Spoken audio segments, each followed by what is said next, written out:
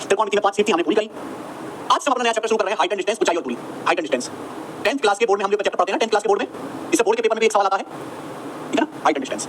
अगर हम बात करें तो इस चैप्टर की मेरे भाई मैं केवल एक ही शीट कराऊंगा, इस पूरे चैप्टर की एक ही शीट है और 60 सवाल कराऊंगा, 60 क्वेश्चन होंगे टोटल, 60 क्वेश्चन, ठीक है ना, यानी कि ज्यादा बड़ा चैप्टर नहीं है, एक ही शीट है। मैं आपको बताता चलूं कि जो हम बोर्ड में 10th क्लास में जो भी हाइट एंड डिस्टेंस पढ़ते हैं, जितने भी टाइप के सवाल होते हैं, बादल वाला सवाल, सीढ़ियों वाला सवाल, सिटी वाला सवाल, एलिवेशन एंगल, डिप्रेशन एंगल मेरे प्यारे भाई, उसके बाद पतंग वाले सवाल, उसके बाद लाइट वाला सवाल मेरे प्यारे भाई, जहाज वाले सवाल, उस सारे ही टाइप के, पेड़ के टूटने वाला सवाल, घर वाले सवाल, इमारत वाले सवाल, ये सारे के सारे टाइप के सवाल आपको एज इट इज जो 10वीं बोर्ड में था, वो सारे के सारे टाइप आपको पढ़ने हैं, कोई भी पेपर में आ सकता है, ठीक है जी। चलिए तो मेरे प्यारे स्टूडेंट हम शुरू करते हैं। सबसे पहले हम शुरू करते हैं आज की कहानी। पहले हम बेसिक समझेंगे, कौन सी अल्ताफ,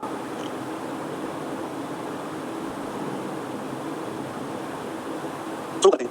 सबसे पहले हम बेसिक जानेंगे, फिर बेसिक के बाद जो है क्वेश्चंस को करेंगे। सबसे पहले एलिवेशन एंगल क्या होता है?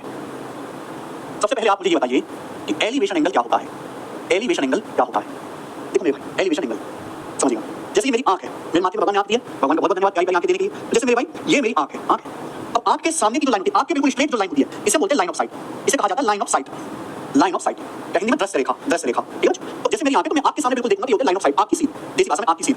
अगर कोई वस्तु मेरे प्यारे भाई सपोज आंख की सीध के ऊपर रखी है, ये कोई मेरे प्यारे कोई वस्तु है, ये कोई वस्तु है मेरे प्यारे भाई जो आंख की सीध के ऊपर रखी हुई है, जैसे मैं यहाँ खड़ा हूं और जैसे मैं यहाँ पे खड़ा हूं, मेरे भाई ये मेरी आंख की सीध है और मेरे स्टूडियो में मेरे सामने एसी लगा हुआ है, एसी लगा हुआ है। तो अगर मैं एसी को देखूंगा तो कैसे देखूंगा? मुझे अपनी गर्दन को ऐसे उठा के देखना पड़ेगा, देखना पड़ेगा कि पड़ेगा, ठीक है। तो अगर ऐसे देखना पड़ेगा तो ये समझिए कि ये हमारी आंख है और मैं इस वस्तु को देख रहा हूं, तो ये जो एंगल बनेगा मेरे भाई, ये जो एंगल बनेगा लाइन ऑफ साइट के बीच में, सॉरी लाइन ऑफ साइट ये नहीं, सॉरी ये गलत बता रही हूं, ये जो एंगल बनेगा इसे हम कहते हैं एलिवेशन एंगल। ये लाइन ऑफ साइट होती है बच्चों, ये होती है लाइन ऑफ साइट, ये लाइन ऑफ साइट है, ये लाइन ऑफ साइट है। हिंदी में इसे बोलते हैं horizontal line, horizontal line, horizontal line. Hindi में इसको कहते हैं क्षैतिज रेखा, हिंदी में हम लोग इसको कहते हैं क्षैतिज रेखा, क्षैतिज रेखा, ये लाइन ऑफ साइट कहलाती है। सॉरी एलिवेशन एंगल को हिंदी में कहते हैं उन्नयन कोण, एलिवेशन एंगल को हिंदी में इसका नाम है उन्नयन कोण, हिंदी में इसको क्या कहते हैं बच्चों? उन्नयन कोण, थीटा दे दिया सपोज मैंने इसका नाम थीटा। तो सपोज मेरे प्यारे भाई ये मैं खाऊं, ये मेरी आंखें हैं, आंखों के जस्ट सामने जो लाइन खींचेगी इसे बोलते हैं हॉरिजॉन्टल लाइन। क्या बोलते हैं? हॉरिजॉन्टल लाइन, क्षैतिज रेखा, बिल्कुल जो आंखों के सामने बिल्कुल सीधी लाइन खींची जाएगी इसे कहते हैं हॉरिजॉन्टल लाइन। अब मेरे स्टूडियो में मेरे सामने एसी लगा हुआ है, मैं एसी को ऐसे देखूंगा आंख उठा के, तो एसी को और मेरी आंख को मिलाने वाली जो लाइन होगी इसे बोलते हैं लाइन ऑफ साइट। तो हॉरिजॉन्टल लाइन के बीच में आपकी लाइन ऑफ साइट के बीच में ये जो कोण बनता है इसे ही हम एलिवेशन एंगल कहते हैं। तो अगर कोई वस्तु आंख की सीध के ऊपर ऐसे रखी हुई है, हॉरिजॉन्टल लाइन के ऊपर है, तो एलिवेशन एंगल बनेगा, ठीक है, उन्नयन कोण। दूसरा होता है मेरे भाई डिप्रेशन एंगल, शीट बना दिया मैंने, अपडेट कर दिया शीट को। दूसरा होता है मेरे प्यारे बच्चे डिप्रेशन एंगल, हिंदी में इसको कहते हैं अवनमन कोण, हिंदी में बच्चों को क्या कहते हैं? अवनमन कोण, ठीक है बच्चों। अभी बताइए डिप्रेशन एंगल क्या होता है? डिप्रेशन एंगल क्या होता है बताइएगा। सपोज मेरे प्यारे भाई आपकी आंख है, ये मेरे दोस्तों आंख है, आप बोलोगे सर खूबसूरत आंख, ठीक है जी। और ये मेरे प्यारे भाई ये होगी हॉरिजॉन्टल लाइन, आपके सामने की बिल्कुल सीधी रेखा, this is called horizontal line, ये हॉरिजॉन्टल लाइन है, हिंदी में क्षैतिज रेखा, हिंदी में प्यारे दोस्तों इसको कहते हैं क्षैतिज रेखा। अब आप एक बात बताओ मेरे भाई, ध्यान सुनिएगा, ये मेरी आंखें हमारी माथे में, आंखों के सामने जस्ट एक लाइन हॉरिजॉन्टल लाइन। अब मेरे सामने स्टूल है, स्टूल पे मेरी किताब रखी हुई है कॉन्सेप्ट वाली, तो अगर मैं अपनी किताब को देखूंगा तो कैसे देखूंगा? ऐसे, गर्दन झुकाना पड़ेगा ऐसे। तो गर्दन झुकाएंगे तो जो कोण बनेगा, जो एंगल बनेगा उसे ही हम लोग डिप्रेशन एंगल कहते हैं। तो मेरे प्यारे भाई अगर कोई वस्तु हॉरिजॉन्टल लाइन से नीचे की तरफ रखी है, अगर कोई वस्तु हॉरिजॉन्टल लाइन से नीचे की तरफ रखी है, अगर कोई वस्तु हॉरिजॉन्टल लाइन से नीचे की तरफ रखी है, तो ये जो एंगल बनेगा मेरे भाई, इस वस्तु को देखूंगा तो ये जो एंगल बनेगा मेरे भाई अल्फा, इसे ही हम लोग डिप्रेशन एंगल कहते हैं, इसे डिप्रेशन एंगल कहते हैं। समझ में आप बोलोगे जी सर बिल्कुल सही समझ में आया, कोई परेशानी नहीं है। ये हो गया लाइन ऑफ साइट, ये हो गया मेरे भाई लाइन ऑफ साइट, ठीक है बच्चों, आप बोलोगे जी सर बिल्कुल सही, ठीक है, ओके। जब बना देते हैं बस, ठीक है भाई। तो यानी कि एलिवेशन एंगल और डिप्रेशन एंगल मेरे प्यारे भाई क्या है? एलिवेशन एंगल तब बनेगा अगर कोई वस्तु हॉरिजॉन्टल लाइन से ऊपर की तरफ रखी है, तो एलिवेशन एंगल, नीचे की तरफ बनी है तो डिप्रेशन एंगल। समझ में आया? मुझे लगता है मेरे भाई समझ में आ गया होगा। आगे चलते हैं, अगला कॉन्सेप्ट समझिएगा। देखो दोस्तों, जैसे ये मेरे भाई आपकी हॉरिजॉन्टल लाइन है, यहाँ पे आपकी आंख है, ये आंख, हम किसी वस्तु को देख रहे हैं, सपोज यहाँ पे मेरे भाई हमारी इस तरीके से एक किताब रखी हुई है, यहाँ पर इस तरीके से एक बुक रखी हुई है, और आप इस बुक को देखते हो इस तरीके से, तो ये बनेगा मेरे भाई क्या? अल्फा, जिसे हम कहते हैं डिप्रेशन एंगल। तो अगर डिप्रेशन एंगल है यहाँ से मेरे भाई, अगर मैं यहाँ से एक सीधी रेखा ऐसे खींच देता हूँ, सीधी रेखा, सीधी रेखा खींच देता हूँ, लेकिन ये दोनों लाइन होंगी पैरेलल होंगी, समांतर, ये दोनों लाइन समांतर होंगी, ये दोनों लाइन समांतर होंगी, तो आपको समझना चाहिए कि अगर ये कोण अल्फा बन रहा है तो ये वाला एंगल भी अल्फा ही बनेगा, अगर ये एंगल अल्फा बन रहा है तो ये वाला एंगल भी अल्फा ही बनेगा। समझ में आया? ठीक है। तो डिप्रेशन एंगल होता ये वाला है, डिप्रेशन एंगल बच्चों होता ये वाला कोण है अल्फा, लेकिन हम सवालों की कैलकुलेशन करेंगे तो सवालों की कैलकुलेशन में ये हम अल्फा इस्तेमाल करेंगे, ये इस्तेमाल करेंगे। आप बोलेंगे वेरी गुड ऑस्कर गोष्ट। अब आगे चलते हैं। तो सभी को एलिवेशन एंगल डिप्रेशन एंगल समझ में आया ना? हाइट एंड डिस्टेंस ये जो चैप्टर है बस बढ़िया है।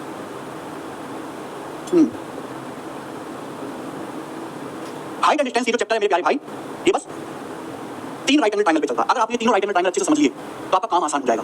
पहला है 45 45 90, पहला है मेरे भाई 45 45 90।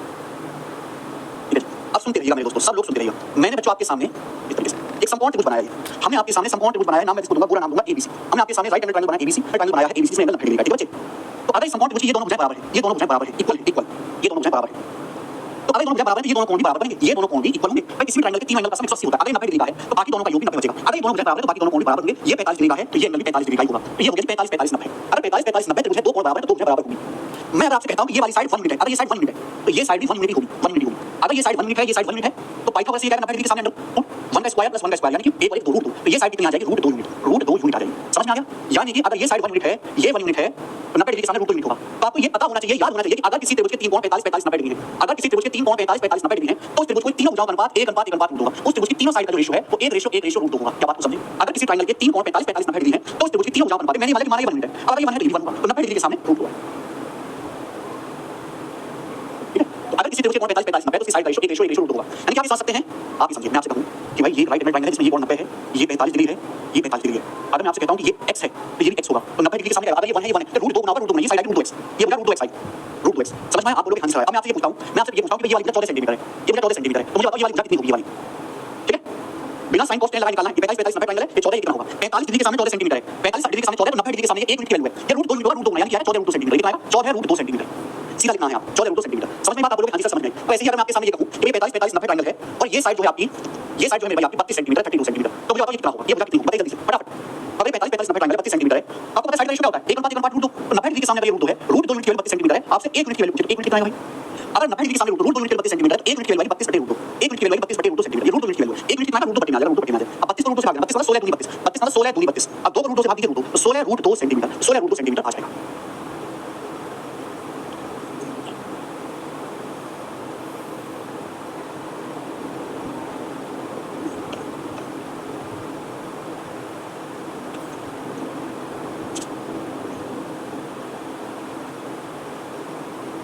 तो ना 16 √2 सेंटीमीटर, ठीक है जी।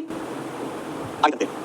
दूसरा आपको समझना मेरे भाई 30 60 90, 30 60 90 बहुत इंपॉर्टेंट है। 30 60 90 सबसे ज्यादा मैं कहूं कि पेपर में अगर किसी पर सवाल आते हैं तो सीधे आते हैं। मेरे दोस्त हमने आपके सामने बड़ा बना दिया, हमने आपके सामने समकोण त्रिभुज बनाया, एक राइट एंगल ट्रायंगल बनाया ABC।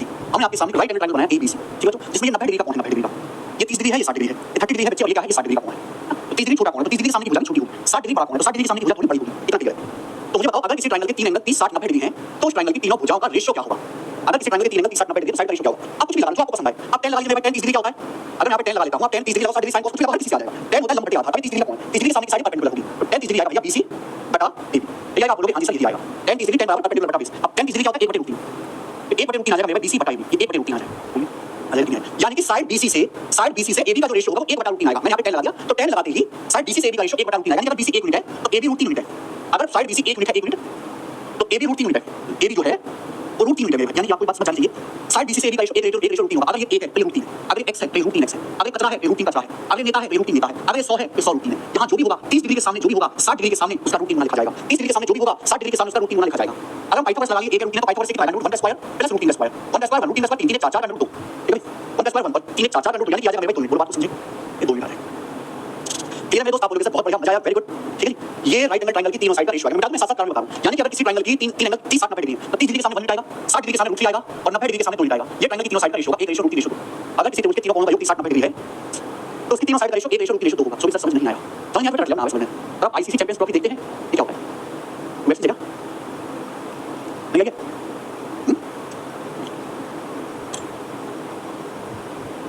मुझे फिल्म देखना पसंद है। वायलेंस में मार काट वाली है, ब्लड निकल रहा है, हाथ उठा लिया, ये सब नहीं सब बढ़िया। वायलेंस एक्शन गर्दन उठा दी, मुंह से मार के दांत निकाल लिए, मार को जैसे कैसे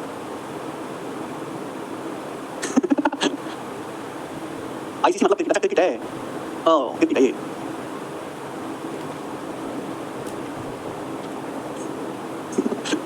तो सर कीजिए तो देखिए होगी name film I had watched it, आप देखिए मैंने जो भी बढ़िया होती है तो देखिएगा।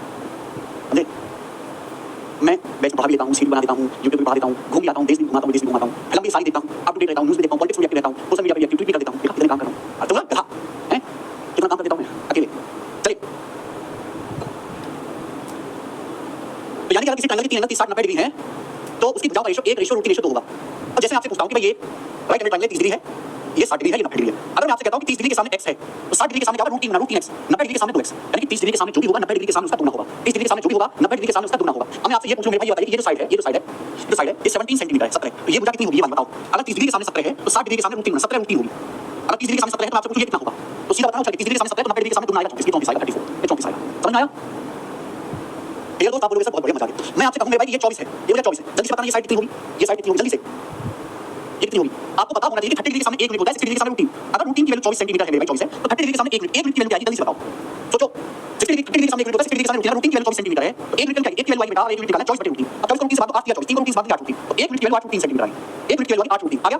आपसे पूछा 90 डिग्री के सामने 2 मिनट, आपको पता होना चाहिए 30 डिग्री के सामने जो भी होगा 90 डिग्री के सामने दुगना होगा। अगर 30 डिग्री के सामने 8 रूटीन है तो 90 डिग्री के सामने दुगना होगा 16 रूटीन, 16 रूटीन आ गई, 16 रूटीन समझ आया, 16 रूटीन क्लियर है। अरे जो 16 नहीं होगा 16 रूटीन आएगा ये। चलिए एक और बताना जरा आप मुझे, मैं आपसे ये पूछूं कि ये जो है 62 है, 62 सेंटीमीटर है, तो ये साइड कितनी होगी बताना जल्दी से, ये कितनी फटाफट बताना फटाफट करो।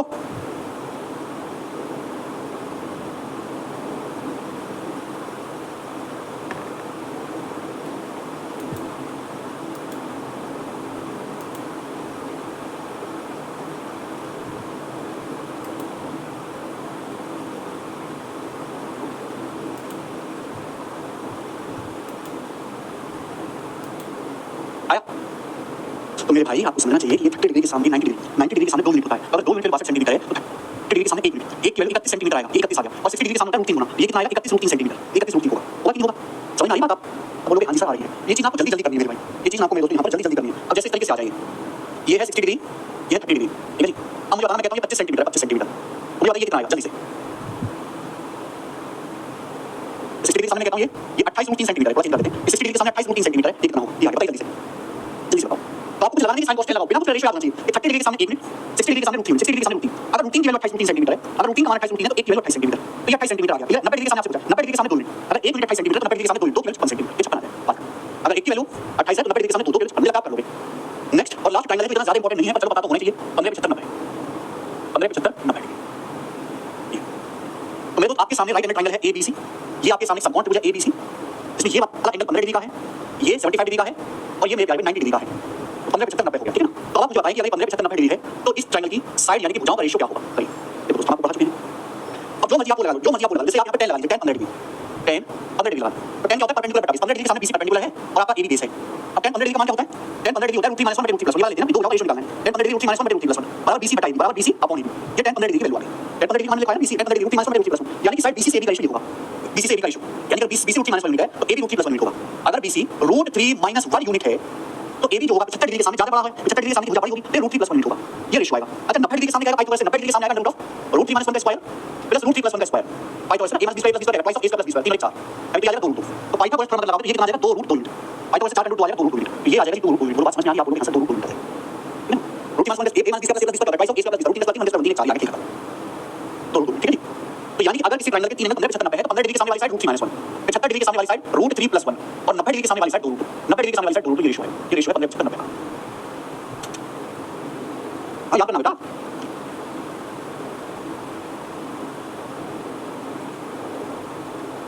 एसएससी कंप्लीट पूछ लो ओके, बस ये कांसेप्ट जानने हैं, कांसेप्ट और भी है पर आगे बताऊंगा। पहले हम इस पर सवाल करेंगे, शीट आज अपलोड हो जाएगी, शीट में 60 क्वेश्चन पहला सवाल, सवाल नंबर 1 बताइए।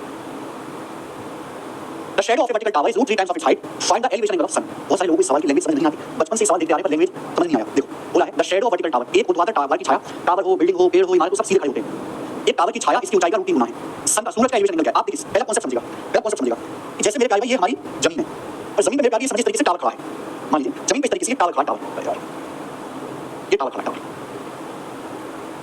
जमीन है और ये टावर खड़ा है, ठीक है ना। अब यहाँ पे सूरज निकलेंगे, यहाँ पे निकलेंगे सूरज देवता और सूरज से किरण निकलती है, प्रकाश की किरण लाइट निकलती है। अगर टावर इस तरीके से खड़ा है तो आप मुझे बताइए सूरज की जो लाइट है ऐसे बिल्डिंग के ऊपर से पड़ेगी, ऐसे बिल्डिंग के ऊपर से यहाँ आके जमीन पे टकराएगी, यहाँ पे जमीन पे टकराएगी, कैसे टकराएगी आप बोलोगे सर। जब जमीन पे यहाँ पे टकराएगी मेरे प्यारे भाई तो ये अंधेरा रहेगा, ये ग्रीन ग्रीन दिखा रही है अंधेरा रहेगा, यानी कि ये इस टावर की परछाई बन जाएगी, ऐसे होता है ना, ऐसे होता है। और टावर सीधा खड़ा है मेरे भाई 90 डिग्री के कोण पर, ठीक है जी, समझ में आ रहा है भाई। तो जब यहाँ सूरज की किरण ऐसे आएगी जमीन पे टकराएगी तो आगे सूरज की लाइट होगी, लेकिन यहाँ सूरज की किरण पहुंच नहीं पाई ना, ये टावर ने रोक दी, तो ये इस टावर की शैडो बन जाएगी, ये शैडो होगी। और सवाल बोले टावर की जो शैडो है वो टावर की हाइट का रूट 3 गुना है, टावर की शैडो टावर की हाइट का रूट 3 गुना है, यानी अगर टावर की हाइट यहाँ पे 1 है, अगर मैं टावर की हाइट 1 मानता हूँ तो शैडो रूट 3 गुना है, 1 का रूट 3 गुना यानी कि शैडो की लंबाई रूट 3 है, ये शैडो की लंबाई बनी है और रूट 3 बनी है। आप बोलोगे यस सर। अब से पूछा सन का एलिवेशन एंगल, तो ये एंगल, ये तो सन का एलिवेशन एंगल, यही सूरज का एलिवेशन एंगल है। अब बताइए कितना होगा, सब साफ साफ दिख रहा है 30 डिग्री का, 30 डिग्री के सामने 1 होता है, ये रूट 3 है, 60 डिग्री के सामने रूट 3 होता है, तो 30 डिग्री का होगा, 30 डिग्री के सामने 1 60 के सामने रूट 3। तो केवल आंसर मत निकालना सीखो, सब कांसेप्ट भी समझो। 30 डिग्री आएगा, ये 30 60 90 ट्रायंगल बना 1 रूट 3 देख के समझो, 30 60 30 के सामने 1 और ये होगा 60 डिग्री, 60 के सामने आता है रूट 3, एलिवेशन एंगल जो आएगा वो 30 डिग्री का आएगा। समझ में आया। आइए क्वेश्चन नंबर 2, सन का एलिवेशन एंगल, एलिवेशन एंगल सन ऊपर है, आंखों की सीध से ऊपर है सन, मजा आया। अभी मजा लिया, चल करके बताओ। अब तो मुझे नींद भी आ रही है। हे भगवान उठा ले, अरे मुझे नहीं, मुझे परेशान करने वालों को। अरे भाई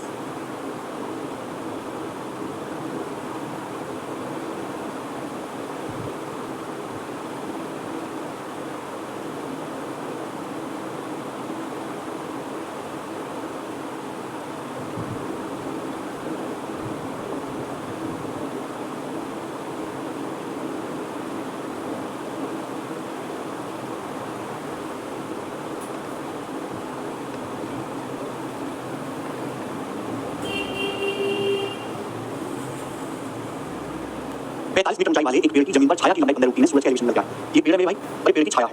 पेड़ की ऊंचाई है 45 मीटर और छाया की जो लंबाई है 15 रूट 3 मीटर है। छाया की लंबाई 15 रूट 3 मीटर। आपसे पूछा सन का एलिवेशन, इस तरीके से ये सन आ रहा होगा ना, इस सन का एलिवेशन आपसे पूछा, ठीक है ना? तो 60 डिग्री आ रहा है, आगे चलिए तो रूट 3 कैंसिल, अगर नहीं हुआ तो आप ये दिखाओ भाई, ये थीटा के मान लीजिए, थीटा निकालना है, लंबाई आ रहा है, तो मैं tan थीटा लगाता तो क्या आएगा, लंब बटे आधार और परपेंडिकुलर बटा बेस। अब 15 से 45 3 बार जाएगा, 3 को रूट 3 से भाग देंगे रूट 3। अगर tan थीटा रूट 3 हुआ तो थीटा 60 डिग्री आएगा, 60 डिग्री। ये बेसिक है। सीधा देखो कि भाई ये 15 रूट 3 रूट 3 गुना हुआ है, 15 रूट 3 से भाग दो 45। ये अगर मैं दोनों का रेशियो लेता हूं 15 रूट 3 पर 45 का, तो रेशियो लेता हूं कि 1 रूट 3 आ जाएगा रेशियो, और रूट 3 के सामने जाता है 60 डिग्री, 60 डिग्री आ गया, ये डायरेक्ट हो गया। आइए करोगे ना सवाल तो यस, एक बार 1.2 मीटर लंबी एक लड़की सूरज को 3.62 मीटर लंबी दीवार के ऊपर से देख सकती है। जो बोला गया है मेरे भाई नियरेस्ट चीज के लिए, जो बोला गया दीवार के लिए, जो से 2.42 मीटर दूर है, दीवार जो है लड़की से 2.42 मीटर दूर पर है। ट्रायंगल ऑफ एलिवेशन ऑफ सन का एलिवेशन लग गया। आप समझिए कि ये है आपकी हॉरिजॉन्टल लाइन। अब ये मेरे दोस्तों ध्यान से सुनिए, ये लड़की है, ये लड़की है जिसकी लंबाई है 1.2 मीटर, 1.2 मीटर की लंबाई। अब लड़की सूरज को देखती है, लड़की सूरज को देखती है क्या 3.62 मीटर लंबी दीवार के ऊपर से, ये दीवार है, ये दीवार, इस दीवार की लंबाई है 3.62 मीटर। ये मेरे प्यारे गर्ल है जो 1.2 मीटर लंबी है। अगर गर्ल 1.2 मीटर लंबी हुई तो गर्ल की आंखें होंगी उसके सामने 1.2 मीटर की हाइट पर। ये दीवार है, तो लड़की दीवार के ऊपर से सूरज देखती है, जैसे सूरज देवता निकले हुए सन निकला हुआ है। तो लड़की आप मुझे बताओ 1.2 मीटर लंबी लड़की सूरज को 3.62 मीटर लंबी दीवार के ऊपर से देख सकती है। एक girl 1.2 metre tall can just see, can लगा हुआ, कैन जस्ट सी का मतलब ये लड़की जो है सूरज को 3.62 मीटर लंबी दीवार के ऊपर से जस्ट देख सकती है। जस्ट ये होता है मेरे जस्ट देखने का मतलब, जस्ट यानी कि ये जो लाइन है दीवार को जस्ट यहां तक की लाइन ऑफ साइट। अगर सूरज थोड़ा सा नीचे हो जाए तो देख नहीं पाएगी, अगर सूरज थोड़ा सा नीचे होता सपोज यहां तो मेरे प्यारे लड़की सूरज को नहीं देख पाएगी, दीवार के ऊपर छुप जाएगा सूरज। लड़की सूरज को जस्ट देख पा रही है, देख सकती है, यानी कि ये लाइन ऑफ साइट यहां से जा रही है। समझ में? आपसे पूछा सन का एलिवेशन एंगल क्या है। अब सन का एलिवेशन एंगल बनेगा ये वाला बनेगा, ये सन का एलिवेशन एंगल होगा, ये टोटल एलिवेशन एंगल। आप देखिए भाई, अगर ये 1.2 मीटर है तो इसके सामने वाली जो लेंथ है, इसके सामने वाली ये भी तो 1.2 मीटर ही होगी। अगर 3.62 है, दीवार की हाइट 3.62 में 1.2 कितना बचा, 3.62 में 1.2 घटाएंगे 2.42 बचा, 3.62 में से 1.2 घटाएंगे 2.42 बचा। बोलिए आंसर। सवाल बोला है ये तो दीवार है, girl can see sun over 3.62 metre which is 2.42 metre away from her. ये तो दीवार है, लड़की से 2.42 मीटर की दूरी पर है। अगर 2.42 मीटर की दूरी है तो इसके सामने ये भी 2.42 है, ये भी 2.42 है। अब इस ट्रायंगल को देखना, साइड में ट्रायंगल ध्यान से देखो, ये भी 2.42 है, ये भी 2.42 है, यानी कि थोड़ा थोड़ा सा ये दोनों साइड बराबर है। अगर राइट एंगल में दोनों साइड बराबर है तो यानी कि ये वाला 45 डिग्री का होगा, 45 डिग्री का ये कौन होगा, डी ऑप्शन, ये कौन 45 डिग्री का होगा। मुझे लगता है आपको समझ में आया है। आगे चौथा पांचवा दो सवाल करेंगे मेरे प्यारे भाइयों। अगला ये बताइए सीजन वर्क स्पीड के पेपर में है। अगला टाइप आ गया भैया, ये हो गया सन के रूट टाइप वाइज 3 क्वेश्चन हुए, सन का एलिवेशन एंगल निकालने का टाइप 3 हो गया। अब मेरे प्यारे भाई ये सवाल होगा खंभे और उसकी परछाई पर देखिए। एक vertical pole of 28 metre height cast a 19.2 metre long shadow. 28 metre ऊंचाई खंभा है, उसकी छाया की लंबाई 19.2 है। मतलब उसी टाइम पर मतलब सेम सूरज की पोजीशन फिक्स है, परछाई बनती है सन सूरज की वजह से। अगर हम सेम टाइम की बात करें तो सेम टाइम पे सन का एलिवेशन एंगल बराबर होगा। उसी टाइम पर 52.5 मीटर हाइट के एक दूसरे खंभे की छाया की लंबाई क्या होगी। At the same time find the length of shadow cast by another pole of 52.5 metre height. अब आप ये समझिए कि जैसे मेरे दोस्तों ये हॉरिजॉन्टल लाइन है और ये मेरे प्यारे भाई आपका एक, ये समझिए जैसे हॉरिजॉन्टल लाइन है और ये मेरे भाई आपका एक खंभा है, खंभा है। आप ये समझिए कि 28 मीटर ऊंचा खंभा है, यहाँ सन निकला हुआ है, सन निकला हुआ है, तो इस सन से जब किरण जाएगी ऐसे कराएगी तो ये बनेगी शैडो, इसकी शैडो बनेगी। शैडो की लंबाई जो है 19.2 मीटर बन रही है, शैडो की लंबाई, ये सन का एलिवेशन एंगल है। बिल्कुल ऐसा ही एक और केस है 52 मीटर हाइट का एक और दूसरा टावर, उस टावर की शैडो कितनी होगी। तो देखिए शैडोज अगर सेम टाइम की बात कर रहे हैं तो यहाँ दो ट्रायंगल बन जाएंगे ऐसे। आप देखिए ये इस एंगल थीटा के लिए ये परपेंडिकुलर बेस है, तो अगर जब थीटा सेम रहेगा सन का एलिवेशन एंगल सेम रहेगा, जब सन का एलिवेशन एंगल सेम रहेगा तो tan थीटा इक्वल आएगा, यानी कि परपेंडिकुलर बेस का रेशियो बराबर होगा। यानी कि अगर एक 28 मीटर ऊंचा टावर है, इसकी शैडो बनी है 19.2 मीटर लंबी, जो ये रेशियो होगा सेम वही रेशियो बनना चाहिए। एक टावर 52 मीटर ऊंचा है तो 52 मीटर ऊंचे टावर की शैडो कितनी होगी, क्वेश्चन मार्क। अब रेशियो को बराबर कर दीजिए, है ना, टावर की हाइट बटे शैडो की हाइट, दूसरे में टावर की हाइट बटे शैडो की height, tan theta basically tan theta को बराबर कर दो। इससे जाएगा मेरे भाई 7 से 7 28, 7 7 49 और 3 7 5 35, 4 से जाएगा मेरे भाई 4.8 और क्वेश्चन मार्क आएगा 4.8 गुना 7.5, 7.5 मतलब 15/2, 2 से 4.8 काटेंगे 2.4 बार, 36 सेंटीमीटर, 15 गुना 2.4 36 मीटर आ जाएगा, 36 मीटर आ जाएगा। ये मुझे लगता है मेरे भाइयों को ये बात समझ में आई, एकदम आसान से सवाल। आगे चलिए सवाल आपके सामने एक और ऐसा ही पांचवा बनाइए, बिल्कुल ऐसा ही मजा सवाल करके। ऐसा सवाल रेलवे के पेपर में बहुत आया है, कुछ नहीं है, टावर की हाइट बटे शैडो बराबर कर दो रेशियो को, tan थीटा इक्वल आएगा, सन का एलिवेशन एंगल सेम रहेगा। यहां देखिए एक person was standing on a road near a mall. एक आदमी मॉल के पास सड़क पे खड़ा है, he was 1215 metre away from the mall. Mall से आदमी 1215 मीटर दूरी पर है and able to see the top of mall from the road in such a way that top of a tree which is in between him and mall was exactly in line of sight with the top of mall. बहुत बड़ा सवाल है मेरे भाई, बहुत बढ़िया सवाल है। सवाल में कुछ नहीं है लेकिन बच्चे ना इस सवाल को पढ़कर इसका डायग्राम ही नहीं बना पाएंगे। सवाल की लैंग्वेज में करते जैसे ये हो गया सड़क, ये सड़क है, समझ में आया, ये सड़क है मेरा। जैसे इस सवाल में आदमी की लंबाई कुछ नहीं बोलेगी, आप मान के चलेंगे आदमी जो है उसकी हाइट बिल्कुल 0 है, आदमी की हाइट नहीं मान के चलेगा। तो एक आदमी मॉल के पास खड़ा है, एक आदमी मॉल के पास खड़ा है और मॉल से 1215 मीटर दूरी पर है, ठीक है, ओके। तो आप मान लीजिए मेरे भाई कि एक मॉल है, आप ये मान लीजिए कि ये एक मॉल है, दिस इज मॉल, ये शॉपिंग मॉल है, ये शॉपिंग मॉल का मेरे प्यारे भाई टॉप है, ये शॉपिंग मॉल का टॉप है, ठीक है ना। आदमी जो यहाँ है सड़क पर, आदमी यहाँ पे खड़ा है मेरे दोस्तों, इस सड़क पर आदमी खड़ा है, आदमी है। तो आदमी जो है मॉल से कितनी दूरी पर 1215 मीटर, आदमी और मॉल, आदमी मॉल के बीच की दूरी 1215 मीटर है। आप ध्यान सुनिएगा, he was 1215 meter away from the mall and able to see the top of mall from the road in such a way that the top of a tree which is in between him and mall। अब उस आदमी के और उस mall के बीच में एक पेड़ है। मेरे भाई इस तरीके से पेड़ है, उस आदमी के बीच में मेरे भाई, आदमी और उस मॉल के बीच में इस तरीके से पेड़ है, ये पेड़ है मेरे भाई, क्लियर आप लोग आंसर, आदमी के बीच में मॉल के बीच में इस तरीके से पेड़ है, आदमी मॉल के टॉप को देख सकता है, आदमी मॉल के बीच में पेड़ है, man can able to see top of mall, आदमी मॉल के टॉप को देख सकता है, what exactly line of sight with the top of mall, समझ में आया? यानी कि ट्री का जो टॉप है, पेड़ का जो टॉप है मेरे भाई, पेड़ का जो टॉप है, आदमी और मॉल के टॉप को मिलाने वाली लाइन ऑफ साइट पे आ रहा है, लाइन ऑफ साइट पे आ रहा है इस तरीके से, समझ में आया सवाल की लैंग्वेज, सवाल की लैंग्वेज पढ़िए। आदमी मॉल से 22-15 मीटर दूर था और सड़क से मॉल के शीर्ष को इस तरीके से देखने में सक्षम था, सड़क से आदमी मॉल के टॉप पे इस तरीके से देख सकता है कि एक पेड़ की चोटी जो उस आदमी और मॉल के बीच में है बिल्कुल शीर्ष के साथ दृष्टि की कतार में थी, यानी कि मॉल आदमी को मिलाने वाली जो लाइन है, मॉल आदमी के टॉप को, मॉल के टॉप को आदमी को मिलाने वाली लाइन ऑफ साइट है, पेड़ का जो टॉप है बिल्कुल इसी लाइन ऑफ साइट पे आ रहा है, समझ में आप बोलिए सर। पेड़ ऊंचाई 20 मीटर है, पेड़ ऊंचाई 20 मीटर है आगे, और ये है उससे 60 मीटर दूर है, पेड़ ऊंचाई 20 मीटर है, ये पेड़ आदमी से 60 मीटर दूर है, पेड़ आदमी से 60 मीटर दूर है, आपसे पूछे मॉल कितना लंबा है, आपसे पूछे मॉल कितना लंबा है, मॉल की हाइट आपसे पूछिए, तो बेसिकली आपको यहाँ पे दो राइट एंगल ट्रायंगल दिखाई दे रहे हैं, छोटा और एक बड़ा, और इन दोनों राइट एंगल ट्रायंगल में सिमिलरिटी लग जाएगी, सिमिलरिटी नहीं समझते तो ये जैसे एंगल थीटा है, तो दोनों के ट्रायंगल में tan थीटा सेम होना चाहिए, tan थीटा मतलब परपेंडिकुलर बेस का रेशियो बराबर होना चाहिए, सेम होना चाहिए। आप ये देखो मेरे भाई, ये 60 मीटर तो 60 का बटे 3 हो गया 20, 60 को 3 से भाग करके 20 आ गया, तो यहाँ पे 1215 को 3 से भाग करो, सेम रेशियो होगा, 1215 को 3 से भाग करो 405 मीटर, तो मॉल की हाइट 405 मीटर होगी, आंसर है सी ऑप्शन, सेम रेशियो है, नॉर्मल रेशियो, ये रेशियो 1:3 है, 405 1215 का रेशियो 1:3 है, 1215 को 3 से डिवाइड करना 405। मुझे लगता है ये टाइप आपको समझ में आ गया होगा, मैं आगे चलूंगा अगला टाइप, अगला टाइप आपके सामने टाइप नंबर, ये छठा सवाल है मेरे दोस्तों, एक ही क्वेश्चन कराएंगे, टाइप का एक सवाल बताइए, एक ही सवाल करेंगे, बताओ कैसे करो।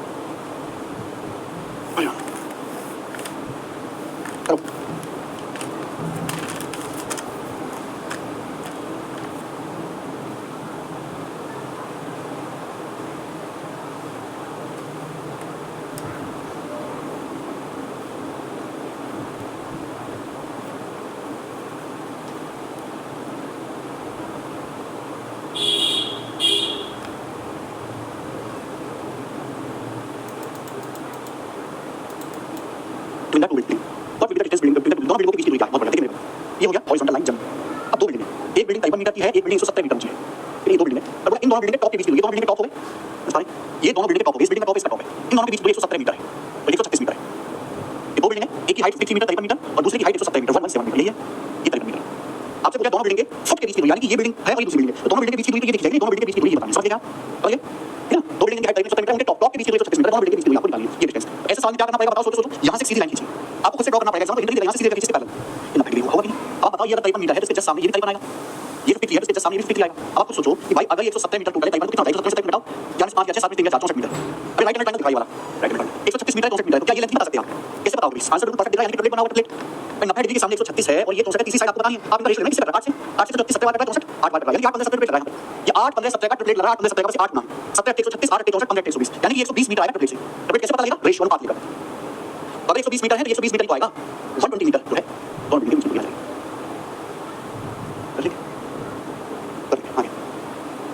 सवाल नंबर 7 और 8, अगला टाइप आएगा, दो क्वेश्चन करेंगे टाइप, नेक्स्ट टाइप आएगा मेरे भाई सीढ़ी वाला।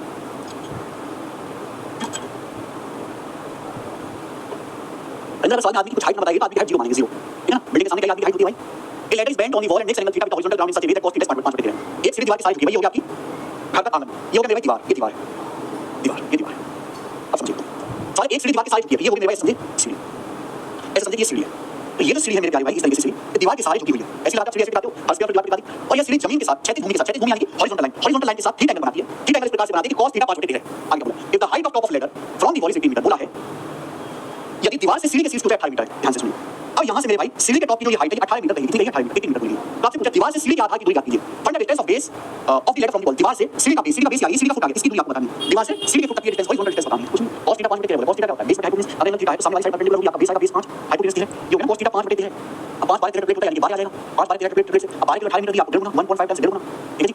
आपसे पूछिए दीवार से सीढ़ी के फुट तक की डिस्टेंस 5 मीटर 5 किलोमीटर 1.5 गुना होगी, यानी 7.5 metre 7.5 metre is the right answer of this question, B option, सीढ़ी के टॉप की हाइट दी है मेरे प्यारे।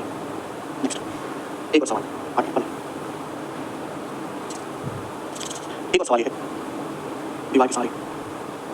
दीवार के सहारे एक सीढ़ी ऐसी टिकी है कि यह हॉरिजॉन्टल ग्राउंड से थीटा इस प्रकार एंगल बनाती है कि cosec थीटा बराबर 37/35, this is horizontal ground and this is दीवार। अब दीवार के सहारे मेरे भाई तरीके से सीढ़ी जो है टिकी हुई है, ये सीढ़ी दीवार के सहारे आप समझिए सीढ़ी टिकी हुई है और ये सीढ़ी हॉरिजॉन्टल ग्राउंड से आधार से थीटा एंगल बनाती है, थीटा कोण बनाती है कि cosec थीटा 37/35। अब cosec क्या होता है, cosec होता है हाइपोटेनस बटे परपेंडिकुलर, तो थीटा के लिए आपका हाइपोटेनस 37 35 आपका परपेंडिकुलर है थीटा के सामने, ये बाहर आ जाएगा, ये 12 35 37 प्लेट होता है, ये बाहर आ जाएगा 12 35 37 हाइपोटेनस प्लेट। अब बोला है if the foot of ladder is 10.8 metre away from wall, सीढ़ी का पैर दीवार से 10.8 मीटर दूरी पर, दीवार है, सीढ़ी का फुट है, तो सीढ़ी का फुट दीवार से कितनी दूरी पर है 10.8 मीटर, ये डिस्टेंस 10.8 मीटर दी है, 12 किलोमीटर 10.8 मीटर दी है, बोला है उस पॉइंट की हाइट क्या है जहां सीढ़ी का टॉप दीवार को छूता है, और the height of point where the top of ladder touch the wall, उस पॉइंट की हाइट बताओ जहां सीढ़ी का टॉप दीवार को छूता है, तो सीढ़ी का टॉप दीवार को यहां छुआ है, तो आपको ये हाइट बतानी है, हाइट कितनी है, अगर 12 किलोमीटर 10.8 मीटर 0.9 गुना 12 नेक्स्ट 8.9 गुना, तो यहां सीढ़ी का टॉप दीवार को छुआ है 35 मिनट के लिए पूछिए 0.9 गुना 27 और 4.5 31 metre 31 metre is the answer of this question, option number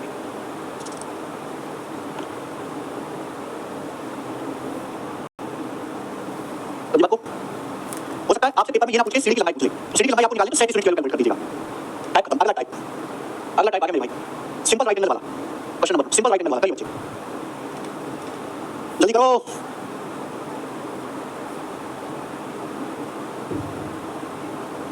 नहीं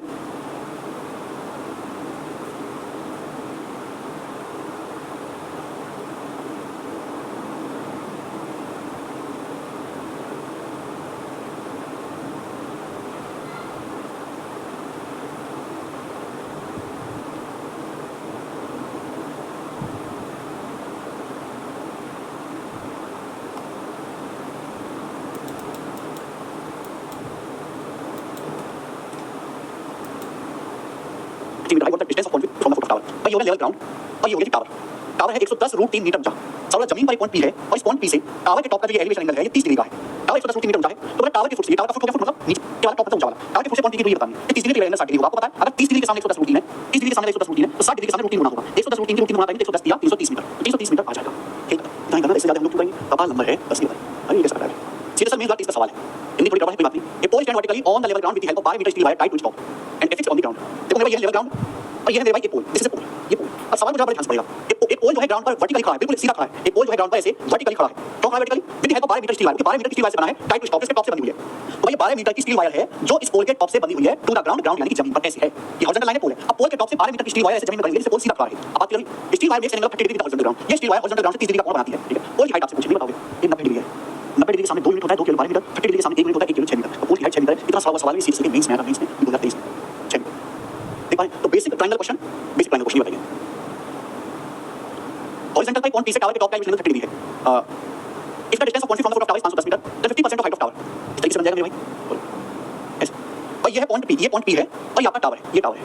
तो जमीन पर पॉइंट पी से टावर के टॉप पे, टावर का टॉप है, जमीन पर पॉइंट पी से और जमीन पर पॉइंट पी वहां से टावर के टॉप का एलिवेशन 30 डिग्री है। और टावर के फुट से पॉइंट पी की दूरी, टावर का फुट हो गया, टावर के फुट से पॉइंट पी की दूरी 510 मीटर है। आपसे पूछा टावर की हाइट का 50% मतलब टावर की हाइट का आधा। निकल सकते टावर की हाइट तो निकाल लीजिएगा 60 डिग्री। आप बताओ 60 डिग्री के सामने रूट 3 यूनिट होता है, तो 30 डिग्री के सामने 1 यूनिट, तो 1 यूनिट की वैल्यू क्या है? 510 बटे रूट 3 मीटर। 510 क्या होता है? 510 मतलब 170 दिया। अब 3 को आप रूट 3 से भाग करेंगे, रूट 3 से 3 को भाग करेंगे, रूट 3 आ जाएगा 170 रूट 3 मीटर। ये आ गई टावर की हाइट। आपसे पूछा टावर की हाइट का 50% आधा, 170 रूट 3 का आधा, 170 का आधा 85 रूट 3। आंसर आ गया। समझ में आया भैया? Okay next bye. अगला टाइप पतंग वाला, अगला टाइप है दोस्तों पतंग वाला सवाल। ध्यान से सुनिएगा। नेक्स्ट देखो सेम यहां भी सिंगल ही डायग्राम बनेगा बट लैंग्वेज होगी पतंग में। किसी पतंग की डोर की लंबाई 18 मीटर है और ये 36 हॉरिजॉन्टल के साथ 30 डिग्री कोण बनाती है। पतंग की हाइट कितनी है? मान लीजिए कि डोर ढीली नहीं है। कोई पतंग कैसे उड़ाते हैं? ये उड़ाते हैं भैया, यहां पे आप खड़े हो जाओगे और डोरी खींच लोगे और डोरी से पतंग जो है बांध के आप उड़ा दोगे, पतंग उड़ रही है बस। तो ये डोरी एकदम टाइट है, डोरी हॉरिजॉन्टल के साथ 30 डिग्री कोण बनाती है। ठीक है, the string of kite is 158 metre long. ये काइट की स्ट्रिंग है 158 मीटर लॉन्ग है, 158 मीटर लॉन्ग है। आपसे पूछा हाइट ऑफ काइट, काइट की हाइट क्या है? ये काइट की हाइट है जो आपको निकालनी है, ये काइट की हाइट है जो आपको निकालनी है। अब बताइए ये 90 डिग्री है, 90 डिग्री के सामने 2 यूनिट होता है तो 30 डिग्री के सामने 90 के सामने 158 है, 30 के सामने आएगा 158 का आधा, 158 का आधा 79 मीटर। तो 79 मीटर काइट की हाइट आ जाएगी जमीन से बात करें। अब बताओ ऐसे सवाल आते हैं पेपर में, बच्चे कहते हैं टफ है, कैसे सवाल आने हैं? ठीक है ये बताइए सवाल मुझे करो।